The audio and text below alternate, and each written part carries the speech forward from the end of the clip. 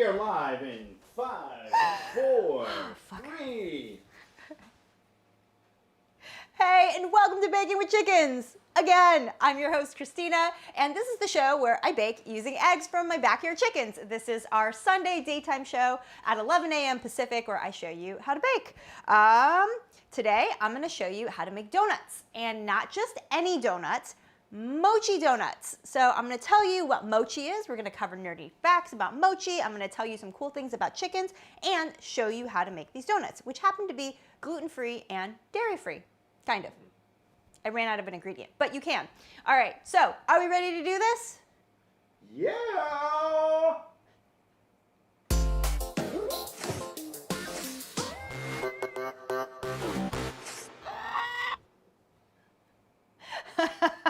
So when I took a photo of those, one of the donuts kind of looks like a butthole with rainbow sprinkles on it, and it makes me laugh every single time. But anyways, hopefully yours don't look like that. All right, so a couple housekeeping notes before we get started. This is a live show. Anything can happen. As you saw, we had some technical difficulties, so there is a live chat. If you see any issues, please let us know down in the comments. Chat with us. Tell us what you like. Ask questions. We love it when you participate. Tell me what your favorite mochi thing is, your name, and what you're up to today. Yeah, my favorite mochi dessert are the mochi ice cream balls. Like, I used to get them at sushi restaurants when I'd go with my parents, and it was like mochi on the outside and ice cream on the inside. And now you can buy them at almost any grocery store, and they're delicious. I love the green tea flavor. Mr. Bacon Chickens, what's your favorite? Well, I was going to say the mochi ice cream too, but then that's just You're copying. being a copycat. I know, but Why don't I say that hot soup with the mochi Oh balls yeah. in it? Oh yeah, The that's sweet, true. hot soup. Yeah, and Yum! so mochi comes from Japan, but you know, lots of different cultures use rice flour and mochi. So in Chinese culture, we have this thing called tongyun, and it's like a chewy mochi ball filled with usually like red bean paste. I like the black sesame ones, and it comes in like a sweet soup. Oh, okay.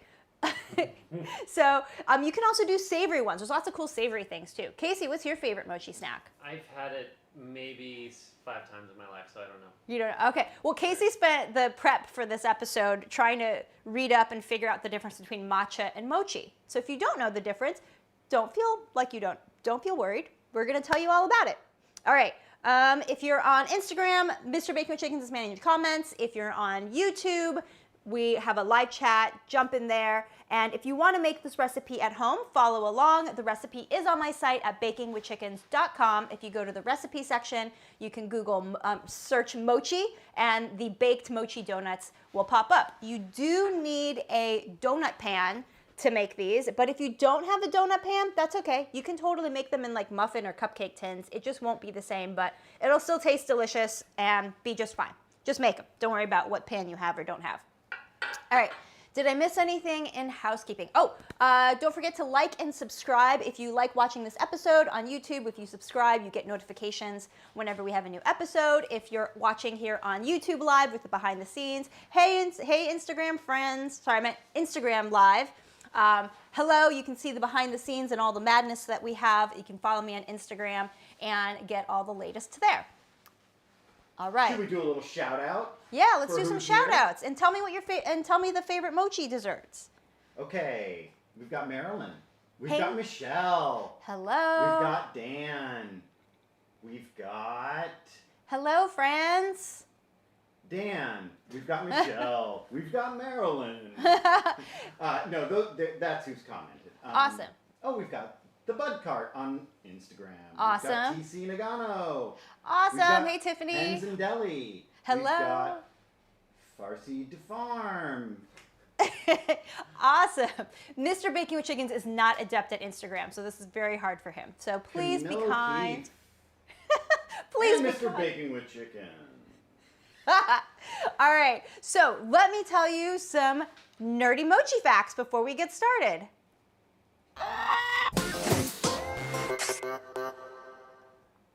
So what is mochi? So mochi is made using a glutinous rice flour. So Mochiko is one that you might be familiar with. It's usually available in Asian stores and it's traditionally been used. But also, if you're in a regular grocery store, Bob's Red Mill also makes the stone ground white rice flour. This is going to be my first time baking with Bob's Red Mill and not Mochiko. But I think the texture feels about the same. It's basically just finely milled white rice, and it's gluten-free because it's made with white rice. So I developed this recipe because I was on a podcast, Coffee with the Chicken Ladies, with Holly and Chrissy, and Holly is gluten-free and dairy-free. So I decided to make this version for them so that she could enjoy them. All right, let's see, nerdy mochi facts. So mochi was created in Japan. What else? Well, Help me out here, Mr. Bacon with Chickens. so, well, the one I love, the Yeah. one factoid that I love, is the whatchamacallit, the danger factor. Oh, yeah, so- There are a certain amount of people who die every year choking on mochi. 9 people who are elderly have died eating mochi because it's very sticky. Oh, here, I'll show you. Check this out. So mochi is very sticky. I'm like, what did we have planned here? So this is typically what mochi looks like, right? So I picked these up from Fugetsu-Do. Fugetsu-Do is here in downtown Los Angeles in Little Tokyo, and it is the oldest place in the entire country. There it is. So it is the oldest place in the entire country where you can still get, and they make handmade mochi treats. It opened in 1903 and it is still family owned. It is the 3rd generation owner right now. And if you're ever here in Los Angeles and you go down to Little Tokyo, I highly, highly recommend checking it out. It is unlike anything you've ever seen. I mean, this kind of mochi, I mean, it's very laborious because in order to make mochi, you have to they hand pound it. And then you shape it by hands. Like I remember making this with my grandmother and we were making mochi and it was such a pain. So it's such an art to make, but these are what mochi looks like. So these 3 are red bean mochis. That's a pretty traditional filling. This one I think is a mango mochi bar. So it's kind of see, it's squishy, nice and squishy. This one's a strawberry and this one's a blueberry. So here, I'll open one. Oh, that one went hard. What happened? Oh, so sad. Oh. So sad. That's okay. I'm still going to eat it. Okay, so here is a mochi, right? So see how stretchy it is? So the stretchy chewiness is going to transfer into these donuts. So these are baked donuts. They're going to be different than the deep fried mochi donuts you're seeing that are trending on Instagram right now that are happening at different little donut shops. But this is filled with a red bean paste, and then mochi is kind of this chewy, sticky. No. I'm not going to choke on it because I'm going to chew it, but I'm also talking. So hopefully that's not that dangerous. Anyways, very yummy. There is one other fact. The samurai. Oh yeah. Why don't you tell them when my mouth is full of mochi and I can't chew? Okay. So mochi was used as a, well, let me back up. Did you tell them how it was made? Yes. Okay, why don't I tell it? Pounding the heck out Okay, of why don't I tell it? sticky rice. All right, so the fact that Mr. Baker Chicken is trying to get to is that, one little bar of mochi, that little square of this mango mochi, right, is the equivalent of 1 entire bowl of rice.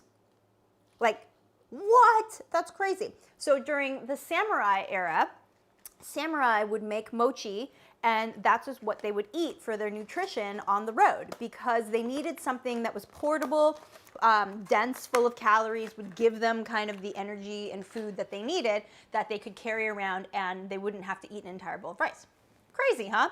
All right, so that is your nerdy mochi facts. I'm sure there are more, but we are gonna get to this recipe. So the first thing for making this recipe is, so I'm using vegan butter. So I'm using this Miyokos cultured vegan butter. It's a European style with a hint of salt. I picked these up at Trader Joe's. There's also Earthbound, I think is another one.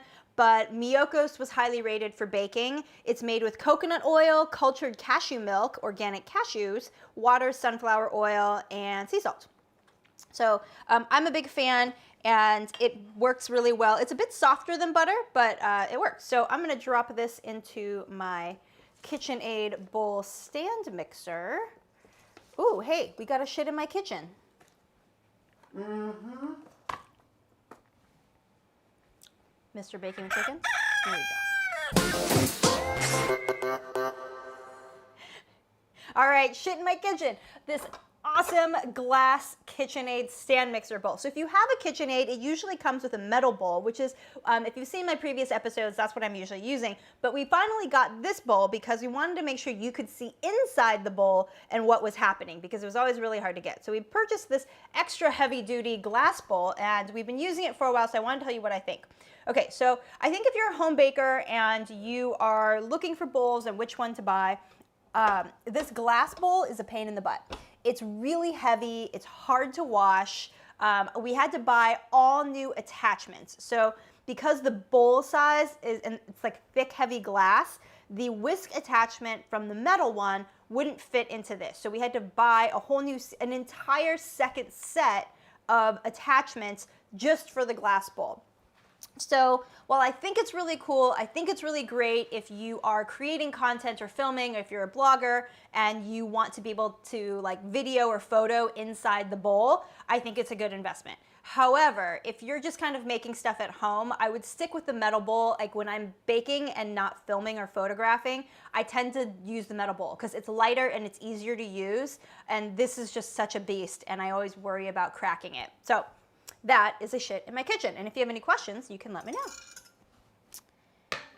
All right, so butter in here, and then in my big glass bowl, I'm gonna mix all of my dry ingredients together. So I've got my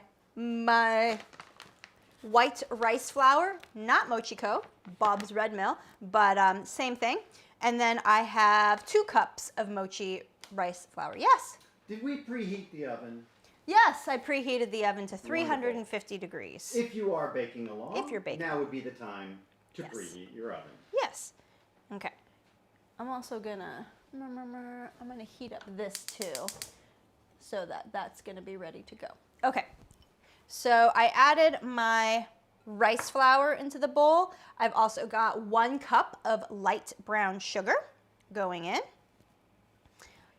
I also have a 1/4 cup of unsweetened cocoa powder. So this is just normal cocoa powder. In the past, and for that photo, I used dark chocolate or dark cocoa powder because I tend to like dark chocolate, but doesn't matter.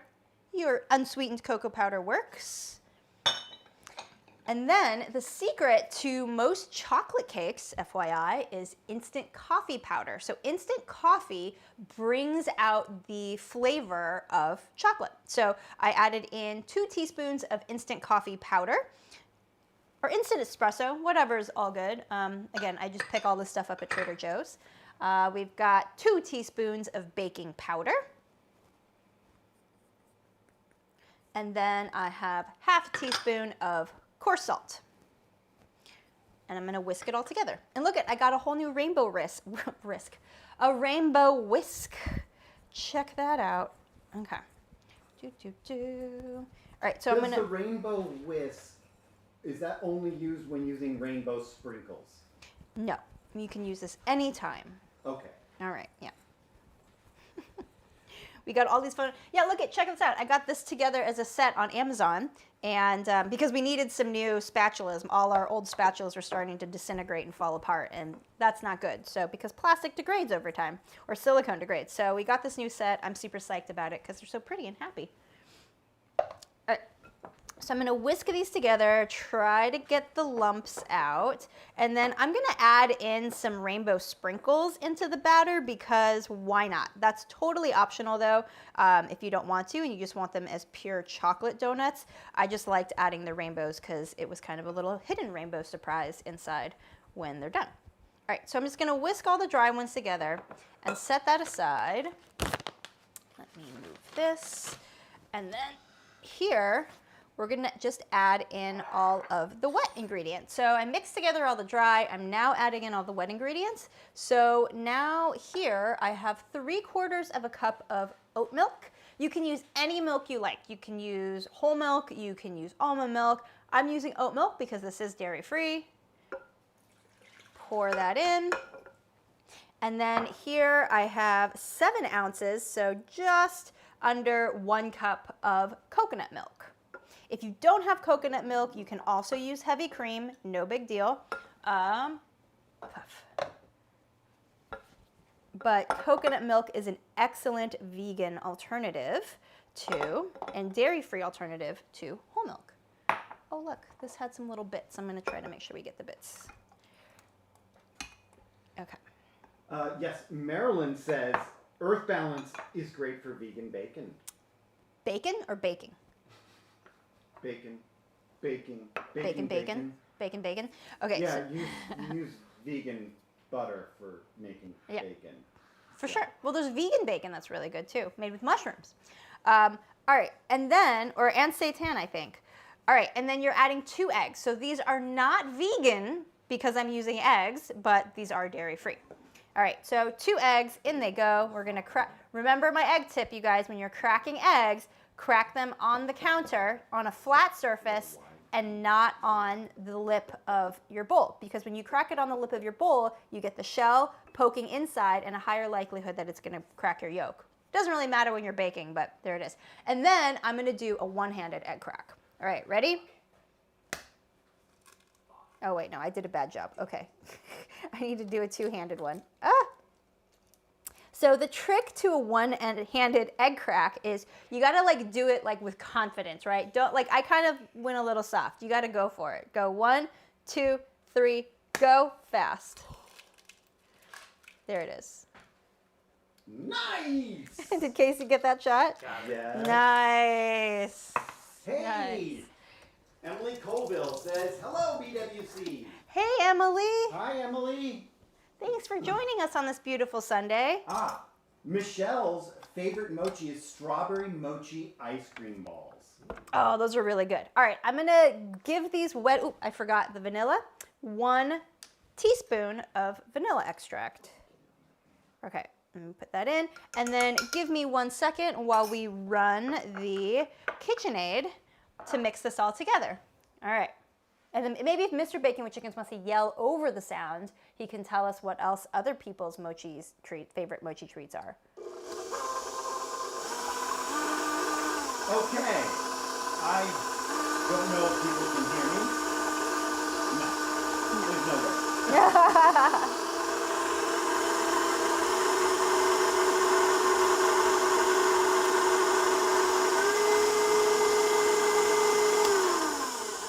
Okay, that's it. So it's just to get everything mixed together. And then we're gonna add in the dry ingredients into the wet ingredients. So we don't add the sprinkles yet because we don't want the rainbow colors to run. So we gotta do all of those and then that. Okay. So I'm just gonna add them all at the same time because this will be so much easier. Okay. Whew. Fluff, okay. Back in, and if you don't have a stand mixer, you can totally do this with a hand beater or like by hand too. It's pretty easy to make.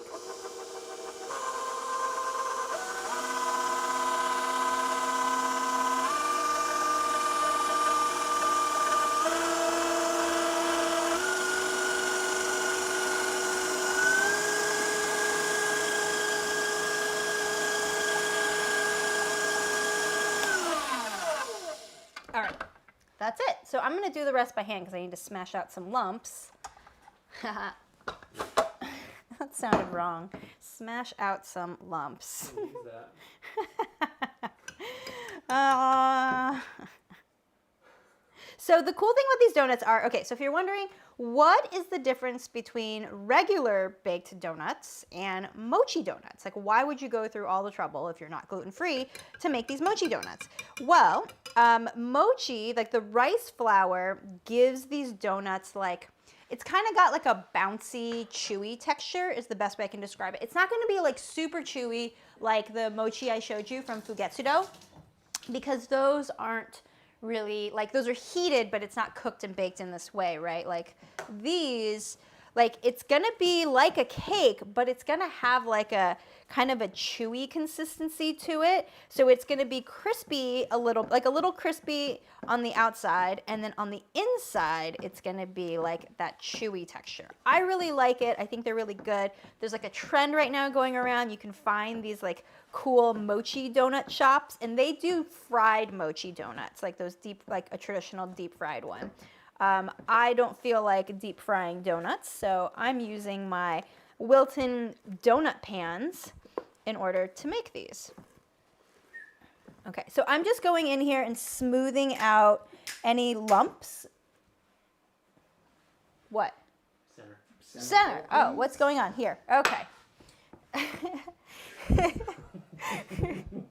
You guys, live show. All right, so I'm just smoothing out any of these lumps because I did not do a good job of doing that beforehand. I had chunky bits of cocoa powder, and we want to make sure that those are nice and smooth. Okay. I'm not going to be perfectionist about it though. Okay, so, but if you look at it, so this is kind of like a nice thick, it's almost like a brownie batter. It feels different. Like the rice flour feels different as I'm stirring it, and I don't know how else to describe it. Like there's a lightness to it. But let me push that aside. Okay, so there's a few ways to get these into your donut pan. You can spoon them in, or you can pipe them using a piping bag. I prefer the piping bag method because it's easier and it looks a lot nicer. And I don't know, it's just, I struggle spooning it in. I've tried it in the past, and honestly, doing it this way is a lot easier. Oh, now is a good time to add the sprinkle. So after I've stirred this all together, I've smoothed out all the lumps, I'm gonna put in a 1/4 cup of rainbow sprinkles. Totally optional, in they go. Poof.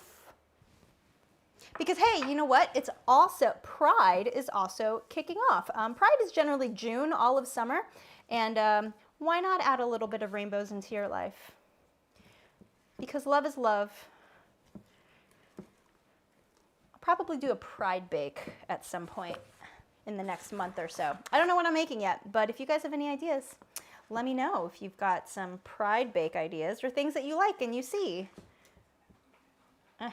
Okay. Oh, I'm probably doing this in a bad way. Okay, tell me if I need to move this. No, you're good. Okay, so I'm just filling my piping bag with the batter because it's easier to fill in the donuts. If you don't have a piping bag, you can just use a Ziploc bag and cut off the end, and that should be good. So this recipe makes exactly 12 donuts with maybe a little extra batter left behind. I'm pretty aggressive filling the donut pan because it does look nicer. Oop, that was a bit much. Okay, so I use this clip to hold the end so it wouldn't fall out all over the end, and now I'm gonna unclip it. Okay. And then we just pipe it in, and it just kind of, it falls out, and I just squeeze it evenly and fill the pan. I fill the batter in almost all the way, a little bit less. It bakes up pretty okay. It does expand, but not as much as like a normal cake does. So I fill it up a lot. Mostly I'm trying to use up as much batter as I can because I don't like wasting batter and throwing it away. Here we go. Poop emoji. Poop emoji? Is that what you just said, Casey? Is that what it looks like? Poop emoji. You guys, I actually have a poop emoji cookie that's coming. I made it a while ago and I just haven't had a chance to post the recipe yet, but these cookies look legit like a poop emoji. Can I ask you some questions? Absolutely. Michelle says, so does the rice mochi flour automatically have that sticky consistency when baked, or No. do you have to pound it? No. So if you wanted to make mochi, okay, so I haven't made mochi from scratch in a very long time. The last time I made mochi from scratch was with my grandmother, like when I was a kid, a long, long time ago. And, okay, so you see, like, I feel like this is pretty full. Like, I could fill more. Actually, that's pretty good. We don't want to overfill too much, but I also don't like wasting batter. Will they rise? That's a question from Yes. Mr. Baking the Chicken. Yeah, so they'll rise a little bit. They don't rise as much as a regular cake, but they do rise a little bit. Okay. There we go. That should look good. All right, so the question was, does it have the sticky texture? No. Okay, so to get the sticky texture, if I remember correctly, it was the rice flour, maybe water, and then we had to heat it. I remember microwaving it with my grandmother, and That's for the Mochiko? yeah, any rice flour. I think I don't know how to make mochi. I've never actually. The only time I've made it was with my grandmother once, and I remember microwaving it and stirring it, and then like you get this like really, really sticky kind of dough, and you got to like work fast with it. I haven't made it, so maybe we'll do a whole mochi episode. That'll be fun. Well, Dan has a great idea for Pride. We should dress in all rainbow and do a whole episode all rainbow. I love it. Maybe That's I'll a fun put one. together some fancies. All right, I'm gonna pop this into the oven. So these go into the oven at 350 degrees for about 13 minutes. Hiya. That's it. And I already have some that have been baking. Look at that. Ha ha. Okay, so these are the ones that I already have baking. Let me put this aside for a sec, and we'll come back to this later. Hi. Okay.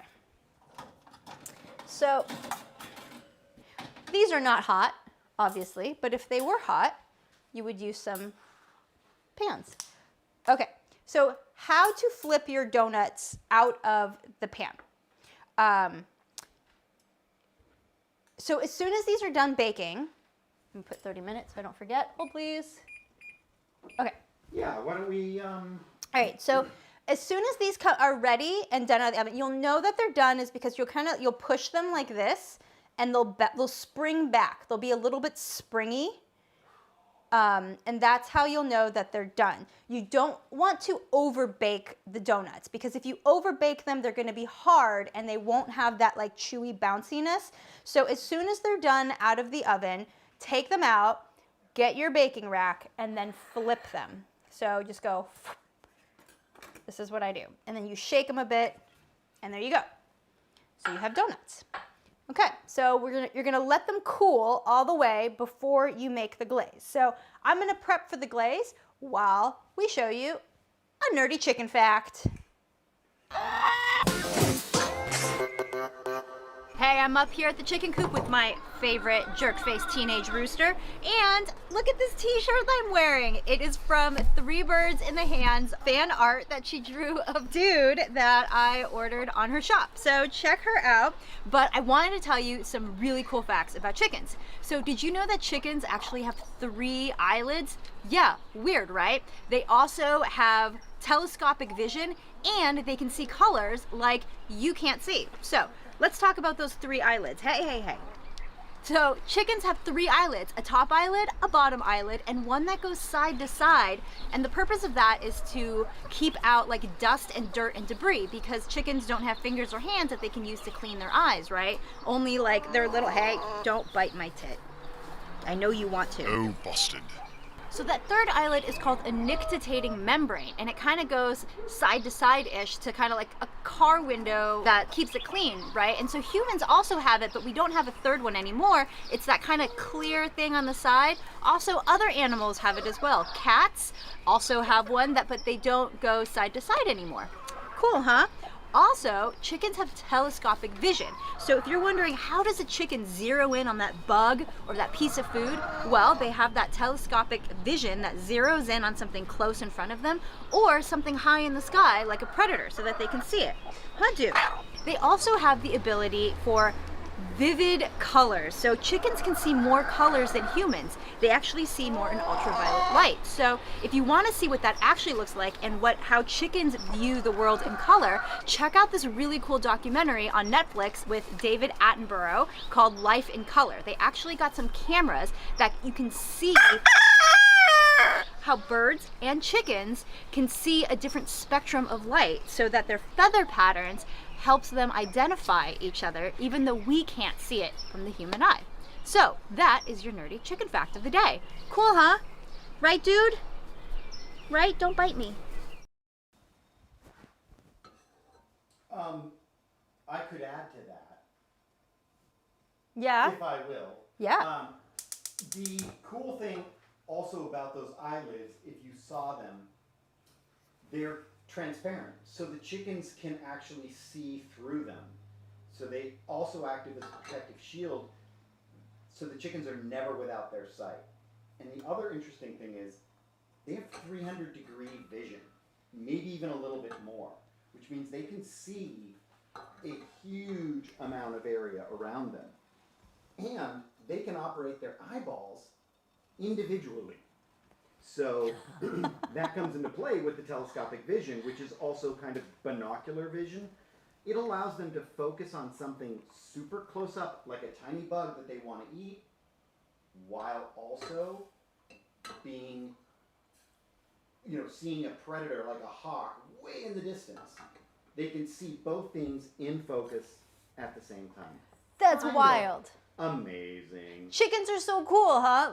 So if you're freaking out about that dude t-shirt that I was wearing, that I'm currently wearing underneath this, you can actually get it. You can buy it. So my friend at 3birds_in_the_hand on Instagram made that beautiful fan art of Mr. Dude, and she has it available on her site. So if you go on my Instagram, the most recent photo of Dude, I posted about him and his fan art. You can click onto her Instagram profile and buy Dude mini skirt, a Dude dress, a Dude duvet cover, a Dude mug. So if you are a Dude the Rooster fan, you can purchase his fan art. And we're gonna do something cool too. Our shop is kind of under construction at the moment, but go support 3birds_in_the_hand. We love fan art, and I love supporting independent artists, so do it.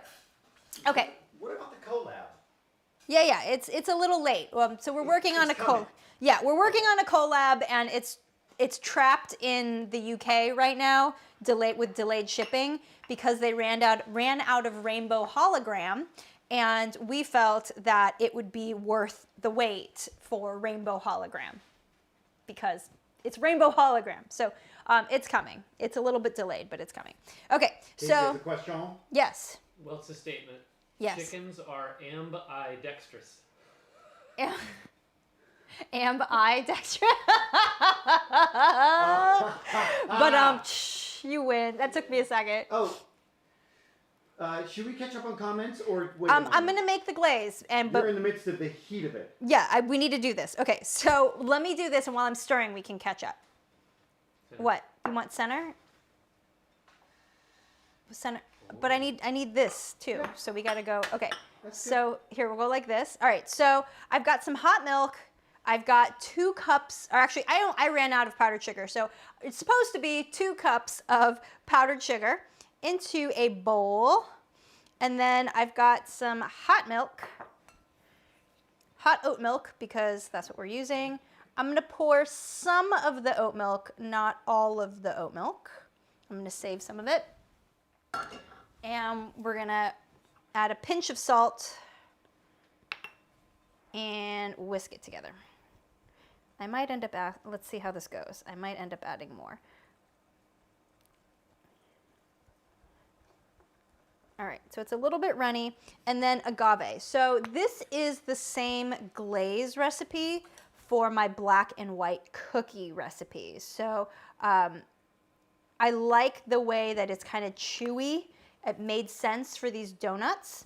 So that's why I'm using that glaze. And if you like black and white cookies, or even if you don't like black and white cookies, you should totally check that recipe out, because I actually dislike black and white cookies very much. And I redid the recipe using better ingredients so that I would like it.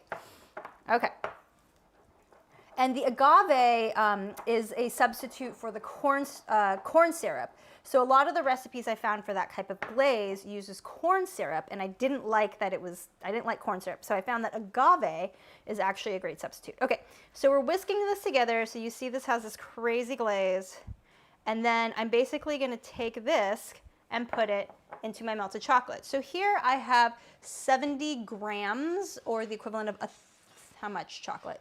I don't know, 70 grams of melted chocolate. I don't know what the equivalent is in cups because I didn't write it. Oops. So I've got my melted chocolate here, chocolate chips, and you see it's in a double boiler so it can't burn, and it's nice and melted. The quality of chocolate here matters, you guys. I'm just using these semi-sweets. Hand-chopped chocolate's always better than chips, but this is what I have.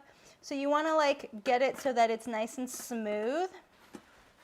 And then we're gonna take this glaze. I'm actually gonna turn off the heat because we don't really need it anymore. So we got it melted, and the boiling water underneath this double boiler is gonna keep that nice and warm for me and melted. And then I'm gonna pour this in here. So if you're making black and white cookies, this white one with vanilla is the white side of the glaze, and then you take that leftover and you just make the chocolate glaze. Heh. Whoops. Okay.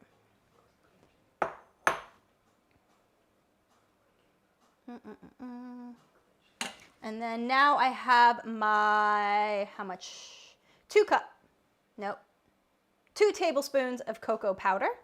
I'm gonna add it in. And then you just whisk it all together until you get a nice chocolate glaze. And as you're whisking this together, if it's too thick, like this might be actually, you just need to add in a little bit more hot oat milk, which I'm going to do to thin it out. Oh, my audio just fell out of my butt. Hold please. Okay, so I'm just gonna heat up a little more oat milk. I've done this where I've run out of oat milk. You can also use melted coconut oil will also help you. Yeah, see, so this is a little bit too thick, and we need to thin it out so that it will dip nicely for the chocolates. All right, now is a great time to catch up on comments. Okay, let's see. I'm trying to figure out where we left. Oh, Marilyn had said, and this was quite a while ago, not baking along because I also didn't want to deep fry. Should have read recipes. Yeah. That's what I love about these. And the zucchini donuts, because August is zucchini time, and there's that great, we've got an episode on making zucchini donuts. Zucchini bread donuts. Yes, zucchini bread donuts. Let's see. Oh, could you make donut holes with leftover batter? Chelsea, welcome. That was Chelsea's question. Hey, Chelsea. Well, I guess you could just pipe them into little balls and bake them. They probably wouldn't be ball-shaped because like they're baked. If it was deep fried and you like pipe them into like spooned into little balls into hot oil, then yes, you could. Oh, hey, we've got a nerdy donut fact about donut holes. Mr. Yes. Baking with Chickens? Oh, do we have something about donut holes? We do. We have a whole slew. Yeah, nerdy facts about donuts. Yes, but I didn't know that donut holes were on there. Ah, okay. Yes, we do. Darn it. Yep. Well, I'm looking for it. Don't know where it went. Should we just tell people the fact instead of making them wait? You want to make them wait? Okay. I'll just tell them. Okay. Weird. I don't know what happened to the card. All right, let's move on. Okay, so donuts. Donuts are spelled D-O-U-G-H,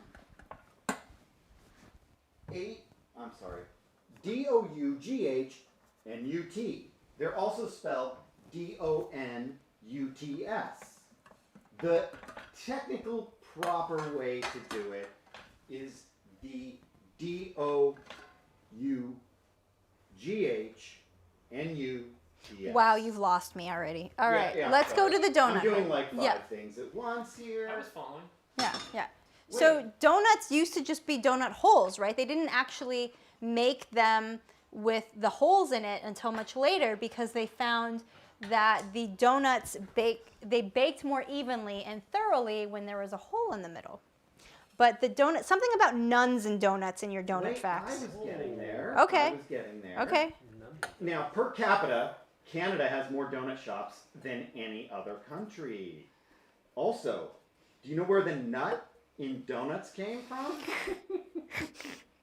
The original pastries, which didn't have holes, were the size and shape of walnuts. That's the name. Now, why Homer Simpson loves donuts? According to Simpsons creator Matt Groening, who named Homer after his dad, the only other thing that Homer has in common with his father is a love of donuts. And then, this is my favorite piece, because I'm a 5-year-old boy. The airy-fried donut fritters in France are known as peste de non. Actually, you could give that a good accent. Oh. Pédinon. Pédinon in French, which translates to Nun Farts. Yeah. Nun Farts. Excellent. Oops. God. You guys. All right, I hope you liked that version of Nerdy Donut Facts. Pédinon. Back to your regularly scheduled programming. So I made my glaze. I thinned it out with some hot oat milk so that it would be dippable. And then now I am dipping my donuts in the hot chocolate glaze. Let's see, what can I tell you about this? So if you just melted chocolate and started dipping, what I find is that once it cools, you just have a chocolate shell. And it's going to be hard and not delicious. What you want is that like glaze, right? Like that donut glaze that's a little bit chewy, which is exactly the black and white donut glaze. So that's why I made it this way with the milk to make it richer and the agave that gives it that kind of chew. Neat, huh? All right, so this is a daytime show, but because I love cooking with culinary cannabis and teaching you how to make infused things. So if you wanted to infuse these donuts, one really easy way to do it would be just to use a THC chocolate. So this is a THC infused chocolate from Papa & Barkley. There's brands like Kiva, Satori. There's so many. You just go to your dispensary, buy infused chocolates. I would recommend finding one that is made with rosin and not with a distillate. So that you get a whole plant, it's better. But you would just basically buy those chocolate bars and then melt the THC infused chocolate in that double boiler instead of just regular chocolate chips. And then you would dose it accordingly, right? So I know that this recipe makes exactly 12 donuts. So you would want to use the exact milligrams and the amount of chocolate to make that. So that's how you would infuse if you wanted to.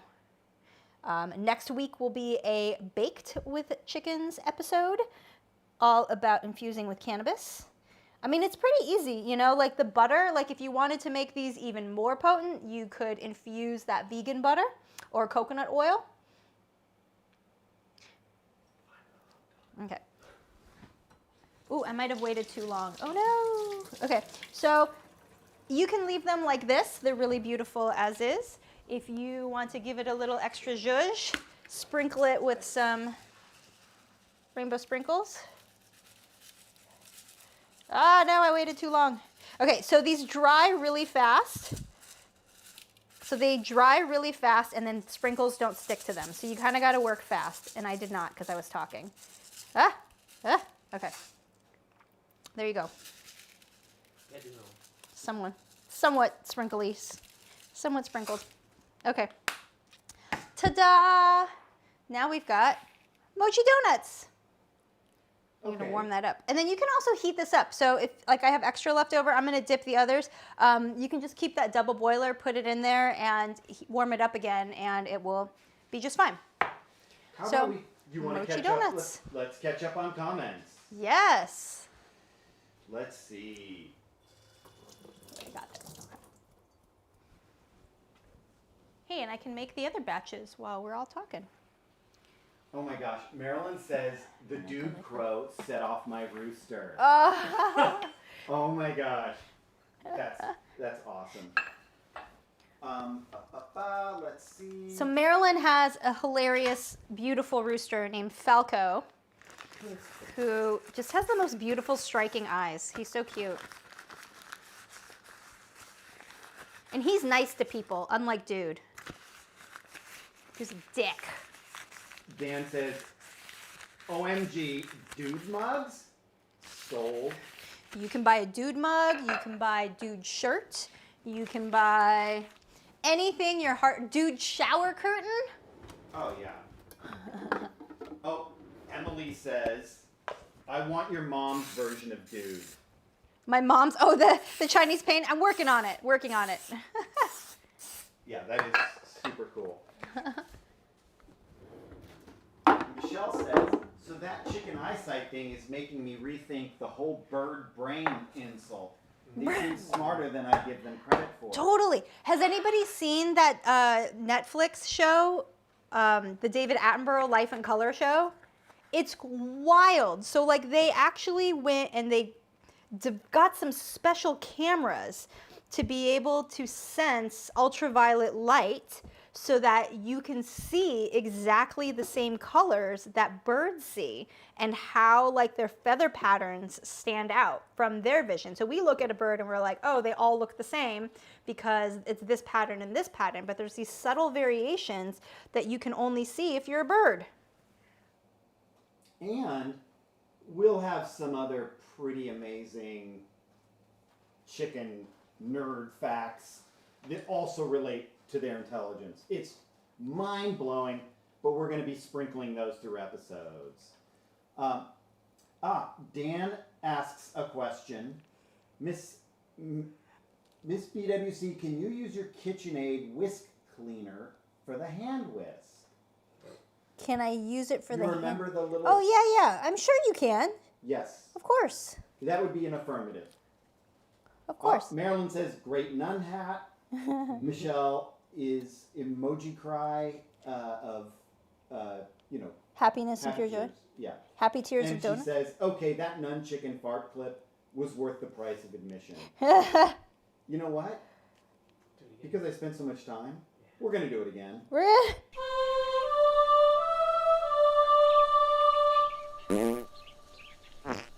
Oops. I mean, I can just play that all day Just long. I one more can't time. help it. Let's do it one more time. Why not? Really? Okay.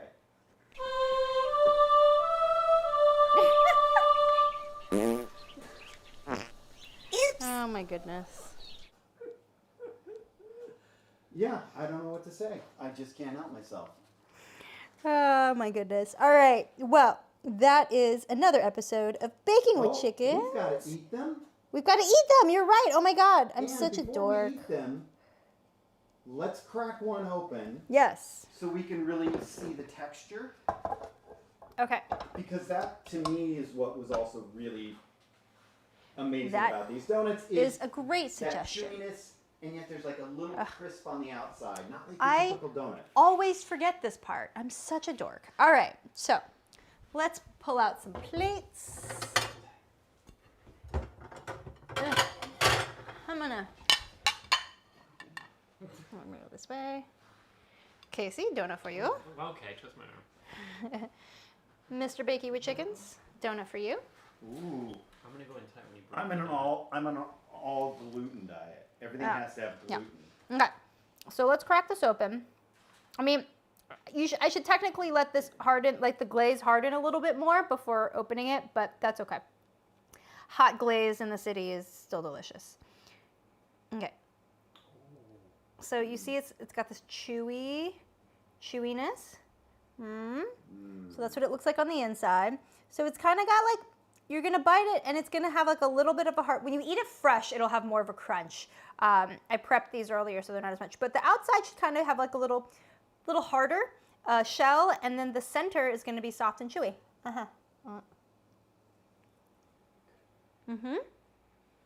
Like,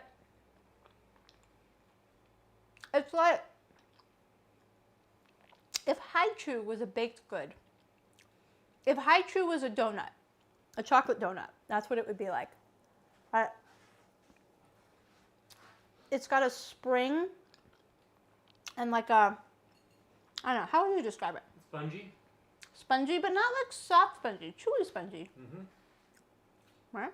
Claggy, as Paul Hollywood likes to say. But good claggy. Good claggy. An intentional claggy. Like, it's just a different texture, right? When you normally eat donuts, they're kind of like dry and cake-like. Like, this just has a extra chewy to it. Like, if you're somebody who loves chewy brownies, you'll love these kinds of donuts. Like, it's got that to it. Okay. I do have to interrupt you and say, Okay. I'm a huge fan of Nun's Farts.